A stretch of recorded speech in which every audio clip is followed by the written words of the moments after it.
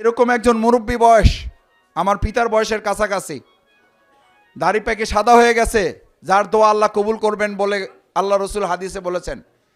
এই মুরব্বীকে গায়ে হাত দেওয়া হয়েছে না হয় নাই? গায়ে হাত দিয়ে আজকে প্রোগ্রাম কি শেষ করতে পারছে না? প্রোগ্রাম আরো বড় হয়েছে।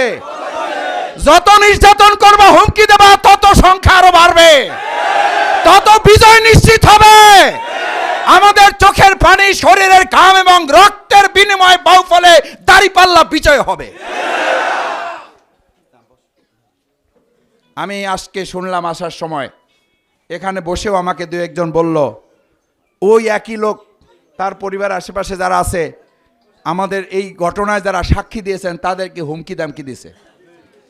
আমার মায়েরা, বোনেরা, আমার ভাইয়েরা, হিন্দু ধর্মাবলম্বী যারা আছেন, এই হুমকি দামকি শেখ হাসিনা বিগত 15 বছর দিছে না দেয় নাই? আজকে সে ভালো আছে তো আলহামদুলিল্লাহ। আমাদের দেশে জেলখানায় আছে, কই আছে? পলাইছে, এবং পলাইছে কই আছে কারো বলতেও পারে না। আবার যদি কেউ হুমকি ধামকি দেন, মনে রাখতে হবে ওই একই রাস্তা আপনাকে ধরতে হবে। জেলখানায় যাওয়ারও সময় পাবেন না, জেলখানায় থাকারও জায়গা পাবেন না। সুতরাং হুমকি দামকির পরিবর্তে মানুষকে ভালোবাসতে শিখুন। হুমকি দামকি দিয়ে জমি দখল করা যায়, দোকান দখল করা যায়, বিল্ডিং দখল করা যায়, হুমকি দামকি দিয়ে মানুষের ভালোবাসা অর্জন করা যায় না। আমরা এবার বাংলাদেশে এসেছি মানুষের ভালোবাসা অর্জন করার জন্য। আমরা বাউফলে এসেছি মানুষের হৃদয় দখল করার জন্য। আমরা কারাইয়া 4 নং ওয়ার্ডে এসেছি মানুষের হৃদয়ে স্থান করে নেওয়ার জন্য। আমার মা বোনেরা, আমার মায়ের বয়স এখন 94 বছর। আমার মায়েরা এখানে আছেন। আমার মা আজকেও, আমি উঠি 3টায় 4টায়, আমার মা দেখি তারও আগে ওঠে। আমি বলি, মা এত আগে আপনি কি করে ওঠেন? কয় যে তোমাদের পেরেশানির কারণে উঠি, তোমাদের জন্য দোয়া করার জন্য উঠি। আমাকে ডিবি যখন নির্যাতন করতে বলতো, আপনাকে নির্যাতন করতে কিছু করা যায় না, কারণ আপনার জন্য সম্ভবত কারো দোয়া আছে, আপনার জন্য সম্ভবত বাবা মার দোয়া আছে, আপনার জন্য সম্ভবত এলাকাবাসীর দোয়া আছে। আমি বললাম, ইয়েস, এই শক্তি আমার আছে। আমি ঢাকায় থাকলে আমার মায়ের হাত আমার মাথার উপরে না রেখে আমি ঘর থেকে বের হই না। আমি আজকেও যখন ঘর থেকে বের হয়ে আসছি আমার মা গ্রামের বাড়িতে, আমি আমার মায়ের হাত আমার মাথার উপরে রেখে তারপরে আপনাদের কাছে আসছি। কারণ আমার মায়েরা সম্মান মর্যাদার জাতি, আমাদের মায়ের পায়ের নিচে আল্লাহ বেহেশত রেখেছেন। এই মা বোনদেরকে কেউ অপমান লাঞ্ছিত করে বাউফলে টিকতে পারবে না। আমার মা বোনের এবার সিদ্ধান্ত নিয়েছে, তারা ন্যায়, ইনসাফ এবং সত্যের পক্ষে তারা ভোট দেবে ইনশাআল্লাহ। ন্যায় এবং ইনসাফের প্রতীক কি? সেই জন্য সম্মানিত ভাই এবং বন্ধুগণ, বাংলাদেশ জামাত ইসলামী এবার চায়, এই জমিনটা কার? আইন চলবে কার? ঘর কার? আইন চলবে কার? তাহলে এই কথা তো সত্য। এখানে আমাদের হিন্দুরা আছেন, ওনারা মনে করবেন, মাসুদ ভাই, ইসলাম আসলে আমাদের লাভ কি? এখানে হিন্দু ভাইরা স্বীকৃতি দেবেন। আপনারা ইতিহাস জানেন, নেতৃবৃন্দ আছেন, উচ্চশিক্ষিত হিন্দুরা এখানে আছেন। ইসলাম যখন ছিল না, তখন হিন্দুরা যত আরামে ছিল, ইসলাম আসার পর সোনার মদিনায় তারা তার চেয়ে ভালো ছিল না মন্দ ছিল? তাদেরকে প্রস্তাব করা হয়েছিল, মুসলমানদের জাকাত দিতে হবে, হিন্দুদের জিজিয়া কর, ট্যাক্স দিতে হবে। যদি থাকেন, না হলে ভালো জায়গায় অন্য কোথাও পছন্দ করলে চলে যান। একজন ভিন্ন ধর্মাবলম্বী সেখান থেকে অন্য কোথাও যায় নাই, বরং তারা বলেছিল, আমরা মায়ের কোলের নিরাপদের মতো এখানে থাকছি। আপনারা জানেন, মাওলানা দেলোয়ার হোসেন সাইদি সাহেব পিরোজপুর এলাকায় মুসলমানের চেয়ে হিন্দুর ভোট বেশি না কম? এখানে হিন্দুরা আছেন, পিরোজপুরে হিন্দুর ভোট বেশি না কম? আমার মা বোনেরা এখানে হিন্দু দিদিরা আছেন, পিরোজপুরে হিন্দুদের বেশি না ভোট কম না বেশি? পিরোজপুরে সাইদি সাহেবকে তারা একচেটিয়া ভোট দিয়ে দাঁড়িপাল্লায় নির্বাচিত করছে না করে নাই? নির্বাচনের পর তাদেরকে সাংবাদিকরা জিজ্ঞেস করছিল, আপনারা দেলোয়ার হোসেন সাইদির মতো একজন, তাদের ভাষায় একজন রাজাকার, তথাকথিত রাজাকারকে আপনারা ভোট দিলেন কেন? তারা বলেছিল, আওয়ামী লীগ আমাদেরকে ভোট ব্যাংক মনে করে আমাদের কাছ থেকে ভোট নিত, আমাদের একই সাথে জমি, বাড়ি, দোকান দখল করে নিত। করছে না করে নাই? এই হিন্দু নেতৃবৃন্দ আছেন, সাক্ষী দিতে হবে আপনাদের। আপনাদের ভোটও নিত, আপনাদের ঘর বাড়ি ব্যবসাও নিয়ে নিত, আমাদের মা বোনদের ইজ্জতও নিয়ে নিত। আমি আজ জিজ্ঞেস করতে চাই, ইসলাম মদিনায় আসার পর যদি সেখানে ভালো থাকে, পিরোজপুরে দেলোয়ার হোসেন সাইদির রাহেমাহুল্লাহ, ওনাকে যখন ওনার এলাকায় হিন্দুদের জিজ্ঞেস করা হয়েছিল আপনারা ভোট দিলেন কেন, কয় যে আমরা আগে ছিলাম নির্যাতনের মধ্যে, দেলোয়ার হোসেন সাইদি সাহেব এখানে এমপি হওয়ার পর আমরা আছি মায়ের কোলের মতো নিরাপদে। আমি হিন্দু ভাইদের বলতে চাই, শফিকুল ইসলাম মাসুদের কৃতিত্ব না, এটা আমার কোনো দায়িত্বের গর্ব না, অহংকার না, এটা আল্লাহর রহমত এবং তার বরকত। যদি ইসলামের আলোকে বাউফল পরিচালিত হয়, আল্লাহর আইন, আল্লাহর দেওয়া বিধান শাসনের আলোকে দাঁড়িপাল্লা ন্যায় ইনসাফের প্রতীক যদি এখানে বিজয় হয়, ইনশাল্লাহ মুসলমানরা যেমন ভালো থাকবে, আমার হিন্দু ভাই বোনেরাও মায়ের কোলের মতো আপনারা নিরাপদে থাকবেন।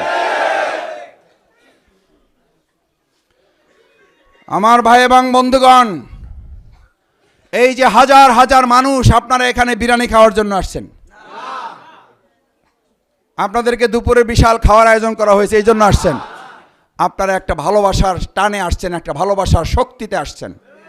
এবার আমাদেরকে কেউ কেউ বলতে চায় জামাত ইসলামী বাউফলে এবার দাঁড়িপাল্লায় ভোট পাবে, কিন্তু তারা রক্ষা করতে পারবে না, আমরা দখল করে নেব। এই কথা বলার লোক বাউফলে আছে না নাই? এই ভয় দেখানোর লোক বাউফলে আছে না নাই? এবার আমি আমার মা বোনদেরকে একটা দায়িত্ব দিয়ে যেতে চাই। মা বোনেরা এমনিতেই তো সকালবেলা 8টায় উঠা ভোট দিতে যাইবেন, জুতা তো পায়ে থাকবেই। এবার আমাদের মায়েদেরকে বলবো, জুতা এমন একটু নেবেন, একটু শক্ত দেখে নেবেন, আর সহজে খোলা যায় এরকম জুতা নেবেন। যদি কেউ খালি আসে যে আপনার ভোট ছিনতাই করবে, কেউ খালি ভোটে বাধা দিতে আসবে, আপনার এক জুতা এক গালে মারবেন, আর একটা কথা বললে আর একটা জুতা খুলে আর একটা গালে মেরে তার প্রতিবাদ করা হবে। তোমাদের গুলি এবং বন্দুকের বিপরীতে আমার মা বোনদের জুতাই হবে তোমাদের জন্য বড় অস্ত্র। এবার দখল করতে পারবে? এই বাউফলে 7 জন শহীদ হয়েছে, আপনাদের সন্তান 7 জন শহীদ হয়েছে বাউফলে জুলাই আগস্টে। এই শেখ হাসিনালে লড়াইতে গিয়া আমাদের 7 জন সন্তান শহীদ হয়েছে বাউফলে, না হয় নাই? সেই 7 জন শহীদের রক্তাক্ত বাউফলে আর ভোট ডাকাতি করতে দেওয়া হবে? 15টা বছর আমরা ভোট দিতে পারি নাই, 15টা বছর আমাদেরকে ভোট দিতে দেওয়া হয় নাই, আবার আমরা ভোট দিতে পারবো না, এই কথা কি আমরা শুনতে চাই? এই কথা আমাদের কেউ যদি বলতে আসে, তাদেরকে প্রতিবাদ করতে পারবেন কারা? দেখি ইনশাল্লাহ প্রতিরোধ করে তুলতে পারবেন কারা? এখানকার কেন্দ্র রক্ষা করতে পারবেন কারা? যদি জীবন বাজি রাখতে হয় কারা পারবেন? প্রাচীর গড়ে তুলতে হয় যদি পারবেন সবাই? আমার ভাই এবং বন্ধুগণ, আসুন বাংলাদেশ জামাত ইসলামী আলহামদুলিল্লাহ এবার যদি সরকার পরিচালনার সুযোগ আল্লাহ তাআলা দয়া করে আর আপনারা যদি সমর্থন দেন, আমরা আমাদের বাংলাদেশকে, আমাদের 5 বছর লাগবে না, আমরা তারও কম সময়ে আমাদের বাংলাদেশকে আমরা সোনার বাংলা করব ইনশাআল্লাহ। আমাদের বাউফলকে আমরা সোনার বাউফল করব ইনশাআল্লাহ। ব্যক্তির আইনের মাধ্যমে সোনার মদিনা হয় নাই, সোনার মদিনা হয়েছে যে ইসলামের মাধ্যমে। ওই ইসলামের মাধ্যমে আমরা সোনার বাউফল করব, ওই ইসলামের মাধ্যমে সোনার বাংলা করব।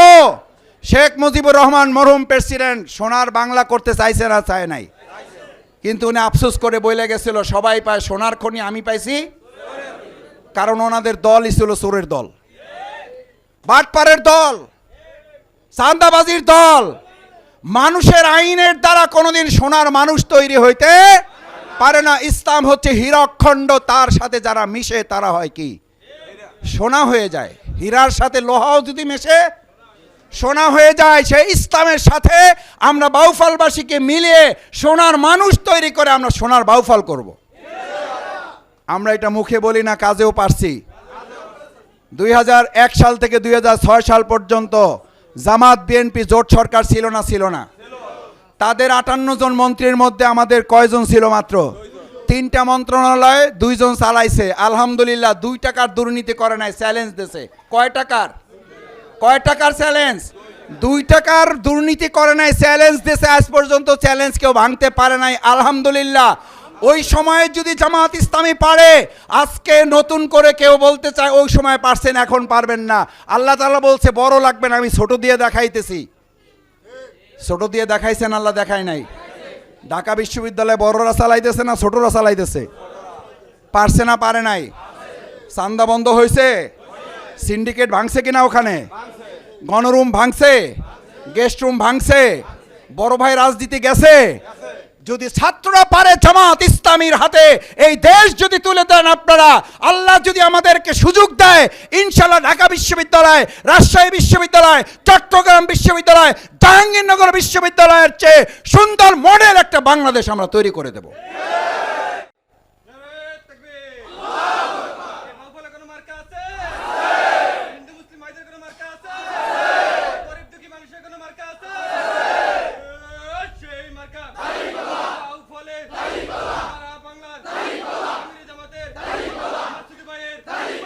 সংগ্রামী ভাই এবং বন্ধুগণ, সেই জন্য এবার আপনারা ভোট দেবেন কথায়, কাজে না, ঠিক আছে? কথায় না কাজে ভোট দেবেন, কথায় না কাজে, কথায় না কাজে। তাহলে কথায় না কাজে ভোট দেবেন, এবার কাজে ভোট দেবেন। কারণ আমরা কথা বলি না, কাজও করি। আর কিছু লোক আছে খালি কি করে, বক্তৃতা করে, কয় যে সোনা দিয়ে রাস্তা বান্ধাই দেবো। সোনা দিয়ে রাস্তা বান্ধাই দেবে তো দূরের কথা, 5 কোটি টাকা বাজেট হলে 4 কোটি টাকা খাইয়ে 1 কোটি টাকা দিয়ে রাস্তা একবার শেষ করার আগে ওই পাশে রাস্তা ভাঙ্গা। এরকম বাটপার বাউফলের বাইরে আছে, বাউফলে নাই। এইরকম বাটপার বাউফলে আছে, কালাইয়া নাই। এই বাটপারদের এবার রোধ করা হবে ইনশাআল্লাহ।